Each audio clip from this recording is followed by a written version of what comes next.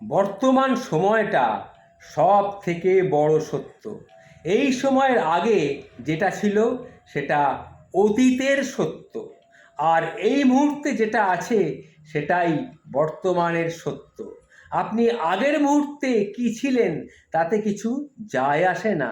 আপনি সাধু ছিলেন না ডাকাত ছিলেন, আপনি রাজা ছিলেন না ফকির ছিলেন, আপনি নাস্তিক ছিলেন নাকি আস্তিক ছিলেন, তাতে কিচ্ছু যায় আসে না। বর্তমান সময়ে আপনি কি, সেটাই সবচেয়ে বড় কথা। একজন সাধুও ডাকাতে পরিণত হতে পারে, আবার একটা ডাকাতও সাধুতে পরিণত হতে পারে। বিন্দুমাত্র সময় কিন্তু তাতে লাগে না।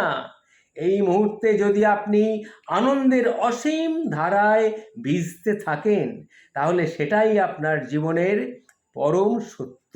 আর যে কষ্টটা আপনি এতদিন ভোগ করে এসেছেন সেটা আপনার অতীতের চরম সত্য। তাই পরম সত্যটাকে অবলম্বন করেই বেঁচে থাকুন। এটাই আমাদের জীবনের একমাত্র সম্বল। নমস্কার।